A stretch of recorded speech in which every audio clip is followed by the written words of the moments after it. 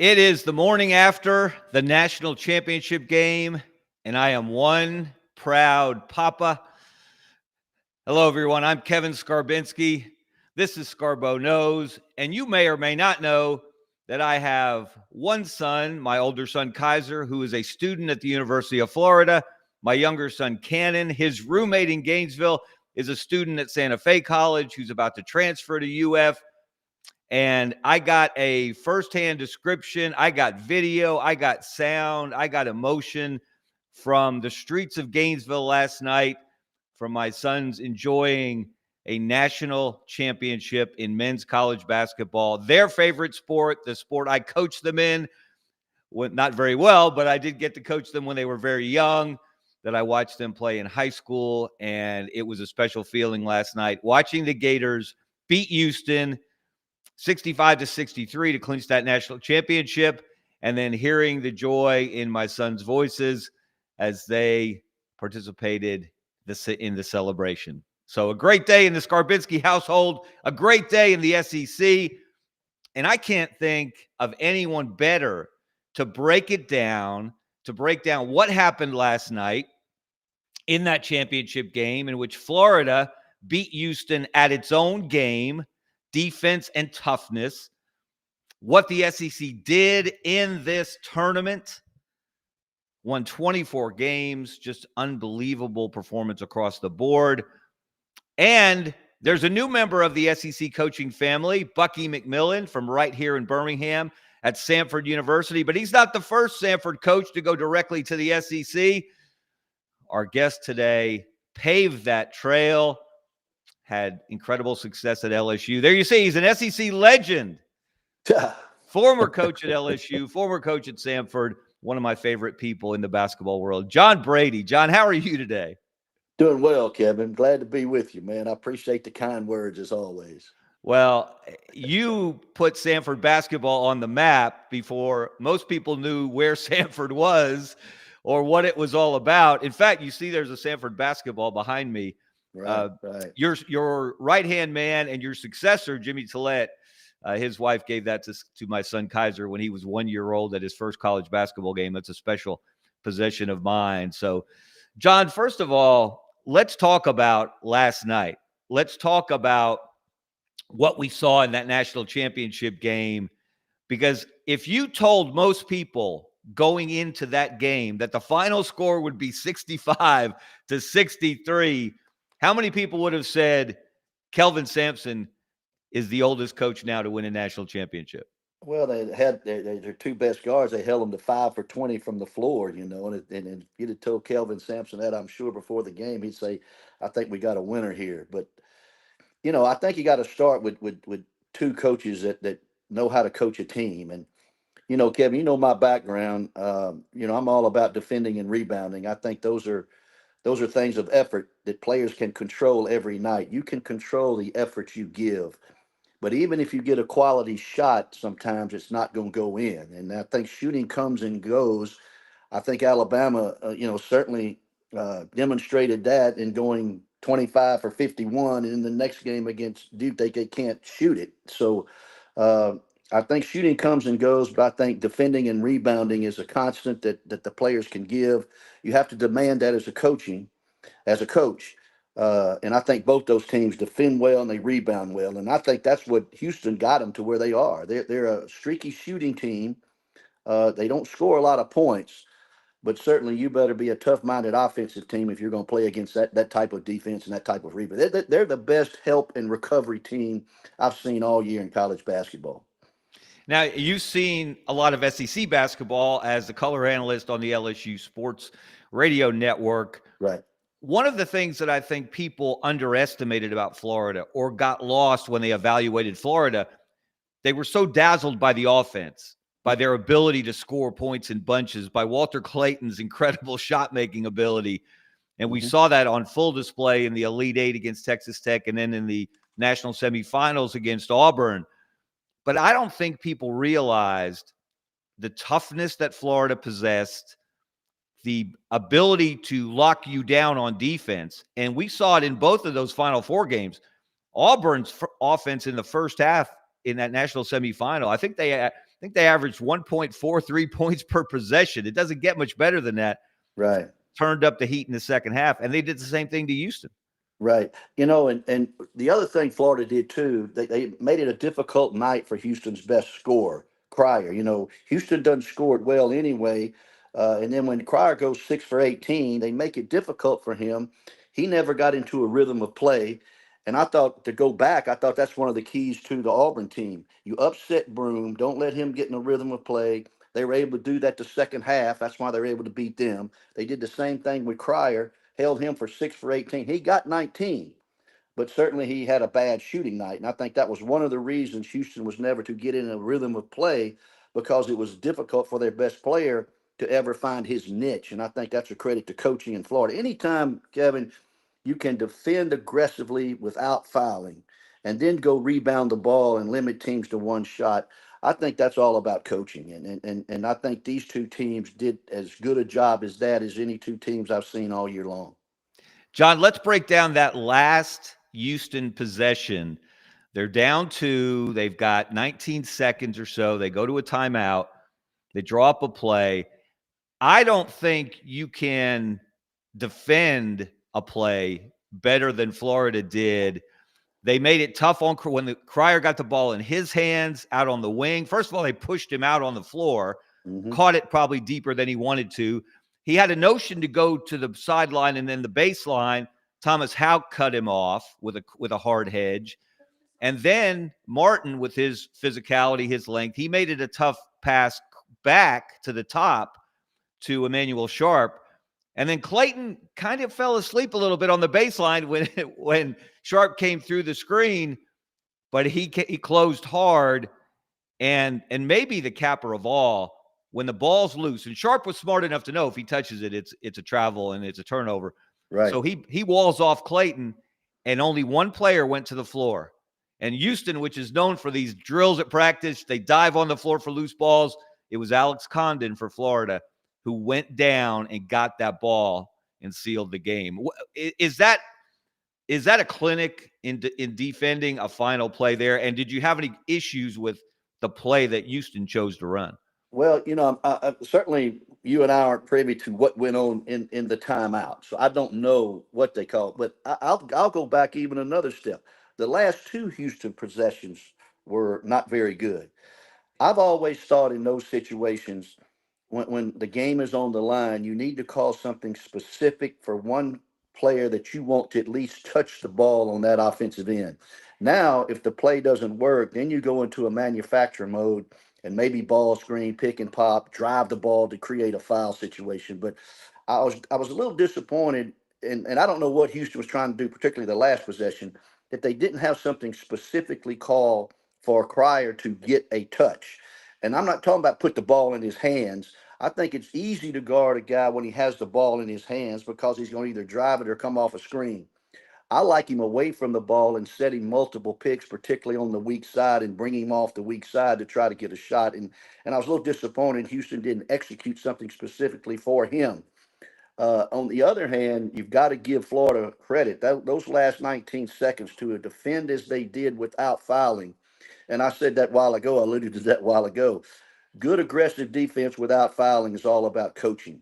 And I think in that particular instance, that Florida did a wonderful job. And I wouldn't be surprised if Florida didn't work on defending with a 20 or 25-second shot clock without fouling. I think you work on those things in practice as Houston to get a specific shot for a specific player when the clock is winding down in the end of the game, when the game is on the line. That's the only thing I would have done differently, possibly. And I think the last 19 seconds, it looked like to me there wasn't something specifically called. They were just going to try to manufacture a shot and hope it goes in. And I've always wanted to get the ball in my best player's hands, particularly in that type of situation. It's interesting. Sharp hit a huge 3 in that comeback on Saturday that Houston made against Duke. And it was a similar set. It was on the wing rather than at the top. But he gave a shot fake, and the defender flew by. He did one dribble sidestep and hit the 3. He had time to do that with Clayton flying at him. I wonder if he rushed a little bit, if he panicked a little bit, or if Clayton closed out so hard, so fast, and on his shooting hand side as he flew by. If Sharp didn't panic a little bit there, because he did have time to give him that shot fake, let him fly by, and then get an open look at that three. That's a good point. But I think when you look at that again, he was already committed to leaving the ground before he saw him closing out. I think the timing of that was just ironic in favor of Florida, that he committed to shooting the open shot and was in the shot motion as Clayton closed on him really good. Then when he got to the top of his shot, he said, uh-oh, he's going to block this. So he dropped it on the ground, and then nobody could get on it. And the biggest guy on the floor at 6'11" dives on the floor and secures the victory. So I think he was already committed to the shot before he noticed Clayton was closing on him that hard and that fast. How much do you appreciate this Florida team? They're the first national champion in a long time that did not have a single top 100 recruit on the roster. Now, you coached guys at every stop that weren't big names. You also coached stars. You had 3 SEC Players of the Year, Stromile Swift, Brandon Bass, Big Baby Davis. You had 4 SEC Freshmen of the Year. So you had some big-time players at LSU. But these Florida guys really developed. They all came from, or a number of them came from mid-majors. The 3 guards certainly did. How much do you appreciate the development process? Because you know that better than most, that it's not just how good they are when they get there, it's how good are they when they leave. That's a great point. And that's why I've always said, since this transfer portal is so critical now to the way teams have to build a team in relation to transfers, the portal, NIL, all of these things that make it so attractive to leave now if things aren't going right at that particular school. I think the evaluation process is critical. I think you can turn it quick. Missouri was 0-18, then they wound up being the 5th or 6th best team in the league in 1 year by flipping it in the portal. They hit on the right guys. Or you can have to restock and reload and don't evaluate well in the portal, and it can go the other way quickly too. So I think the portal evaluation is critical in terms of sustaining winning. We used to say, well, I got 2 seniors this year. I'm gonna sign 3 freshmen and develop them. I got some guys coming back. They're gonna be there and they're gonna stay.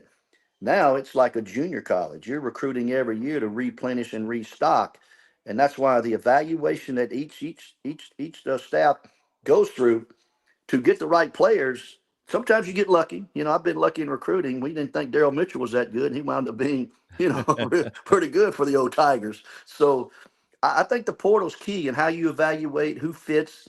And I think the thing in the portal that bothers me a little bit is I don't know how much time they really spend. They look at the evaluations of these players in terms of analytics, and they try to project what they may do. But how do you know about what's inside of that young man and his competitive nature and what drives him and what makes him want to be great? And I think sometimes that may be lost in the evaluation process because of the analytics they use to project what a player could be. I still got to talk to that young man and look in his eyes and ask him some pinpointed questions about what he believes it takes to win in order to really be totally sold on the young man. John, how proud were you, and did you take some satisfaction in what the state of Alabama did this season across the board in basketball? And I've talked about this incessantly for the last couple of months. And obviously, I've read it. I've read it. I've been a cheerleader for basketball in this state for a long time. Absolutely. And to see what Samford and North Alabama and Troy and South Alabama and UAB and Alabama State and, of course, Auburn and Alabama and Jack State, what they did is pretty extraordinary. 9 20-win teams out of the 10 D1 teams in the state, 8 postseason teams, 4 in the NCAA, 4 in the NIT. Really should have been 5 in the NIT. South Alabama obviously got hosed there. And you were here when basketball wasn't at that level. You helped build it, though. You helped put, as I said earlier, Samford on the map. Do you take a little bit of satisfaction? You've got so many friends here still from your days at Samford. Well, yeah, I do, and I think a lot of it goes back to the coaches you hire, and Bruce Pearl's something else now. He's in a class by himself. I love Bruce to death. He reminds me of the coach who's always out of breath.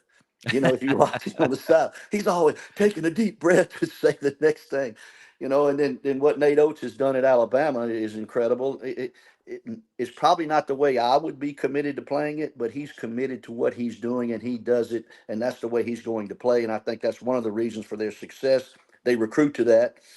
North Alabama, I'm not familiar with that guy, but what a job he did. Andy Kennedy, we know he's a winner from way back. He averaged 20 wins a game at Ole Miss for 7 or 8 years. So he knows what he's doing. And then my man, Bucky McMillan. I mean, Bucky used to come to our camps when I was at Samford. He grew up there on that campus going to Samford University basketball camps. And I remember recruiting him. I didn't think he was quite good enough for what we needed. At that time, we had Pixley and Davenport and some really good guards. And he went and played for Dwayne, which was a perfect setting for him. And he did well there. And then he came to Samford and unprecedented success. It's incredible what he did. And he gets the Texas A&M job. And, Samford's got to be proud of that. And they've lost a good coach and they've lost a good guy. And I remember when Martin hired him, he asked me what I thought, and I really thought Dwayne Rebo being there was a good cover for him. Having an experienced Hall of Fame coach there with him. Uh, but what Bucky did and the way he played, the style he's committed to, I think that will translate easily into Texas A&M. But the key to it is how they recruit it, how they fix a team that's losing 8 guys, and how they get into that portal and see what kind of success they can have out of that. Well, since you brought up Bucky, obviously, I wanted to ask you about that transition. Some people might say that's an awfully big leap from the Southern Conference to, and it was the Trans-America Athletic Conference when you were at Yeah, Samford. less than the Southern, actually. From the TAC to the SEC, TAC. you made that leap, and now Bucky's going from the Southern, from the SoCon to the SEC. What were some of the things that opened your eyes? Maybe you weren't ready for, or you hadn't anticipated. And you had friends in the SEC, obviously Richard Williams, and you go way back. You had been in the SEC as an assistant at Mississippi State. So it wasn't like you were walking in blind, but describe some of the differences between the mid-major and the high major level that you made that leap to. I always thought what we were doing was sound and it could operate on any level. The way we try to coach and the way we try to prepare and what we tried to instill in the players in terms of their toughness and confidence and those type of things. Those intangibles there I thought were already in place. The biggest thing we had to do was clean up the team that was there and then recruit. And I knew we had to up our recruiting, get it to another level in order to be successful in that league. And that was the biggest concern for me. That's why I hired Butch Pierre. I thought Butch Pierre from Louisiana, played at Mississippi State. I coached him at Mississippi State, and I knew he was an outstanding recruiter. So I hired Butch, and then I hired Kermit Davis. I had to have good help. And Kermit's been one of my dear friends. I was a GA for his father at Mississippi State. We go way back. So when I got Butch and Kermit in place, I knew we had a chance. And it just so happens, Kevin, they had this guy, Stromile Swift from Shreveport, Louisiana. And that was the first year we struggled, but we brought Stromile in there. And in our third year, and here's what people don't understand, they forget. And I told they honored that team during the year this year, 25th anniversary of that 2000 SEC champion Sweet 16 team. Well, Stromile, that team was so good, people forgot we were in our third year of probation with only 9 scholarship players. That team won 27 games and won the league outright. And we get beaten the Sweet 16 by Wisconsin. So people forgot, that we were on probation. That team was so good. But Stromile Swift, you get a couple of guys like him, he changed the whole trajectory of the program. Now, we were coaching it right, and we were defending and rebounding and running nice offense, doing all the things that you need to do in order to win at that level on a consistent basis. But certainly you need some talented players. And if you don't have a pro or two in the SEC, or at least a couple of first-team all-league players, then and now, you can't finish in the top 4 or 5 unless you have some really good players. And Stromile started that for us, and we were able to continue that for several years after. Now, coaches like yourself who coached in the SEC back in the day like to remind people that SEC basketball didn't just start this year. I had your buddy Wimp Sanderson on as a Oh my guest goodness. last week, and of course he Yeah, was all about the 1980s when it was a pretty strong league at the time as well. sure. How much better? And Brendan, let's look at, and this really jumped out at me, John. Let's look at this good on good graphic as we talk about where the SEC is right now. Houston lost 5 games all year, 3 of them to SEC teams. They lost to Hmm. Auburn, they lost to Alabama, they lost to Auburn in Houston early in the season. Then they lost to Alabama in Las Vegas in that tournament.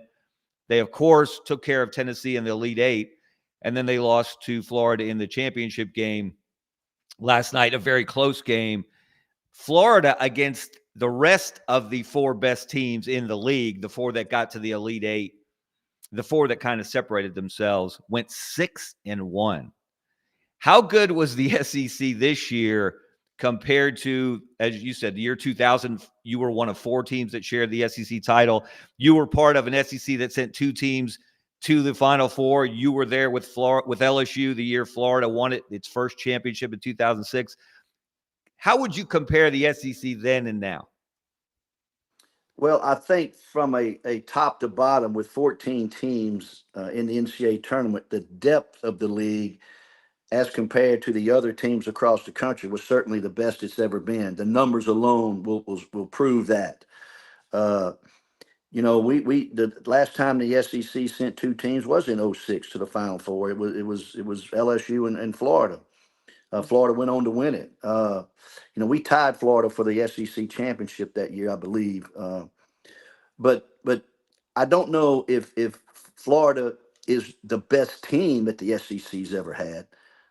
I'm not so sure if a couple of Billy's teams that went back to back, how would they fare against this Florida team? Does this Florida team have 3 or 4 pros on it that Billy's team did? I think it remains to be seen. So I think the depth of the SEC was better than it's ever been. I'm not so sure the team that won it all this year was the best SEC team that has ever played it. So I do believe the top 4 or 5 teams in the SEC over the past 15 or even 20 years are as good as maybe this Florida team that won it. But I don't think the SEC had the quality of depth that it demonstrated this year with 14 teams getting in the league in the NCAA. By the way, you sold your 2006 team a little bit short. You didn't share the regular season title. You won it outright that Uh, year. I didn't want to brag. But it was, I mean, obviously you had a great run at LSU, two SEC championships, 3 division titles, 2 Sweet 16s, an Elite Eight, a Final Four. Uh, what's your favorite memory of your time at LSU? I know a lot of people, and you, like Bucky McMillan now at Texas A&M, you weren't maybe the first choice Oh. to be the coach. I don't know what number you were in the pecking order, but I know you weren't number 1 originally. Uh, what did that time mean to you, and what is your favorite memory of your days as the LSU head Well, coach? let me preface this whole thing by saying this that I wouldn't have ever gotten a job had Joe Dean Jr. and I not been grad assistants together for Kermit Davis's father at Mississippi State. And I got to know the Dean family when I was 18, 19, 20 years old. Joe Jr. and I became best friends. And I'm not saying that's the only reason, but my introduction to being close to that family, and then Joe Dean winds up being the AD at LSU. Uh, and we go into LSU my last year at Samford, and we beat them on their home floor, as you recall. And then about 2 weeks after that, Dale Brown resigned, and I called Mr. Dean on the phone, and I said, Mr. Dean, I want to be the next head coach at LSU. I said, you know me a long time. I said, but I think I could do that job. I'd love to have that job. And he in his Joe Dean grapple voice, he says, John, he said, I love you like a son. He said, but I can't hire you at LSU. They want me to hire Bobby Knight, resurrect Adolph Rupp. I don't know if I can hire John Brady from Samford. I said, well, I understand, but I want you to know I'd love to have the job. Well, LSU's about to go on probation. Boom, boom, boom. Some high major guys that really had good jobs and good contracts turned it down and tried to hire Rob Evans at Ole Miss, and he turned it down. And then Joe Dean turned to me, and But had I not had that relationship with the Dean family and my friendship with Joe Dean Jr., I don't think I'd ever been on the radar had they not known me prior to me being at Samford. And I always say this everywhere I go: Joe Dean Sr. and the Dean family changed my life, and something I'll always be grateful for. Well, the Dean family has meant so much to the state of Alabama, the state of Louisiana, to sport of basketball, and I'll forever be grateful for my friendships with Joe Jr. and Sr. for sure. Now, John, you're one of a handful of coaches. It's either 5 or 6. That's won 2 SEC championships since the year 2000. Florida now is I one like of these a. facts you're coming up with, man. I'm all about. I'm all about the facts. I come prepared. I bring receipts, John. You know that. I had to have. Listen, I had to have ammunition if I was going to keep up with you in our spirited discussions when you were the Samford coach, and then on into your days at LSU. But where is Florida now? And Brendan, if we can pop up that graphic, look at the number of national championships that schools have won since the year 2000, that year that you and Florida and 2 others shared the SEC championship. Florida is now tied with North Carolina and Duke with 3, behind only UConn, which has won 5 in that time. And you see the others, Kansas and Villanova with 2 each. And then you see a handful of schools that have won 1 each. Is Florida a blue blood, or is that a category that encompasses a lot more than national championships? Well, certainly that number right there puts Florida in a blue blood in that cloud, in that stratosphere. The issue now is Kevin, is can you sustain it with NIL revenue and transfer portal? And I think it may be a little more difficult now to sustain winning at that level than it was when you won a national championship and you were recruiting to it. And players would probably stay 3 years and then go pro, or 4 years for sure. And you could build a team as opposed to maintaining a team. So that's why I go back to my original comment with you. The transfer portal is a make or break situation. You've got to be good at it. You've got to evaluate well. You've got to understand what you need and what you need to get. And then you got to have the NIL dollars to go in there and get the player you need that can help you win right away. And I said this when this transfer portal became, I think the coach who can build a team uh, in a short period of time, a team that cares for one another, that shares the basketball, that is unselfish, that is disciplined. You got 3 months, 4 months. You get guys May, you got June, July, August, September, and boom, you got to start playing some games. You got about 3 or 4 months to mold a team to win a championship. And I think the coach that's able to do that in a shorter period of time, provided he has enough talent, is the coach that can really have a chance to do something special and have a special year. So we focus so much on championships, obviously, Mm-hmm. and Florida, again, winning last night, winning its 3rd as a program. And by the way, another fun fact, they are the only school in the country with at least three national basketball championships and national football championships. How about that one? How's that for a fun fact? And my son, Kaiser, told me that Florida has won a national championship in at least one sport every year since, I think, 2010. That includes track and tennis and golf and all the things that they're good at, because they do have a well-rounded athletic program. As we kind of wrap up here, do we focus too much on championships? And how hard is it just to get to the Final Four? You know it. You did it. Auburn got there this year. Alabama got there last year. Auburn was there in 2019. 3 of the last 6 NCAA tournaments, by the way, the state of Alabama's had a Final Four team. That's pretty cool. Do people forget about the Final Four teams that didn't win a championship? Or is that something that's resonated through time for you and your 2006 LSU team? Well, that Final Four, added to my legacy at LSU. If you're going to have one, that's a good one to have. They don't forget about that. That banner's hanging in there with Dale's couple, and it'll never go away. And But to have that, you have to recruit well, you have to schedule smart, and you have to coach it good. I've always had this simple philosophy that good players and good coaching make for really good teams, and you have to have a balance of both. And if you've got to trade off one, I'd rather have really good players and just coach okay, because sometimes those guys can carry you through the moments when the coaching doesn't have an effect, and you just got to go make a play, and you got to have really good players to make a play.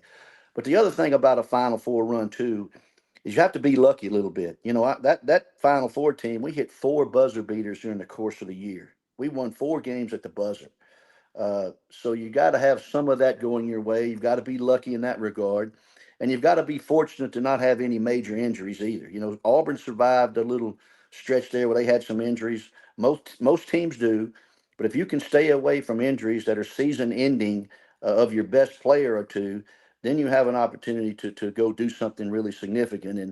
And that's what happened with that LSU team. Plus, people forget this as well, and this will never happen again. Our top 6 players on that Final Four team in '06, 4 from Baton Rouge, 1 from Denham Springs, which is 10 miles down the road, Daryl Mitchell from St. Martinville, which is 40 miles down the road. So our top 6 players were within 60 miles of the campus at LSU. Now, I don't know if that'll ever be done again, but certainly I was fortunate the timing of those players to come along at that particular time, and we were able to sign them all. I was fortunate in that regard to have those type of players that close to campus. All right, John, as we get out of here, I think you will appreciate this. I'm going to show you one more visual aid from my wall back here.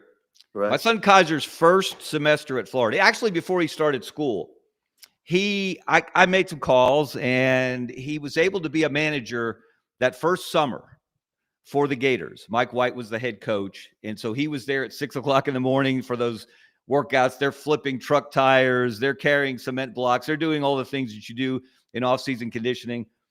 And at the end of that summer term, well, first of all, he decided that being a manager wasn't for him. He didn't want to be wiping up sweat and doing all the thankless jobs that managers do, and they are so vital to programs, as you know.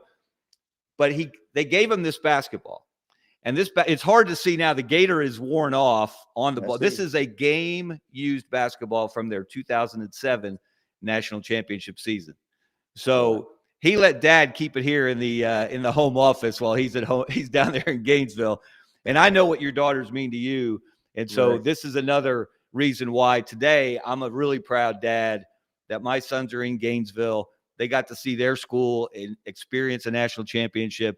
And like I said, it's really a great end to an unbelievable, unprecedented SEC season. And thank you for being part of it, for wrapping it up with me, and just for being a friend and all the great conversations we've had through the years. And I hope they'll continue. Well, Kevin, you're one of the best sports writers I've ever been around. And I knew when I was at Samford, when you were writing for the paper there, if I could get Kevin Skarbinski to come watch our team play when he's not even covering it, that would be a feather in my cap. And you came and you used to sit there and watch us play because you enjoyed our style. And I will never forget that, and always appreciative of it. Well, again, that's a great way to wrap up what's been an unbelievable 2024-2025 basketball season. We'll be back next time with another edition of Scarbo Knows. John Brady, thank you. Brendan Martin, producer extraordinaire, thank you. And thanks to everyone for watching. We'll see you next time on Scarbo Knows.